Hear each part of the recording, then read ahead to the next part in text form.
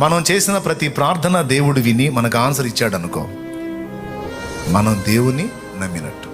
మన నమ్మకం, మన విశ్వాసం కార్యసిద్ధి కలిగించి మనకు అడిగిన వాటన్నిటికీ జవాబులు వచ్చినాయి.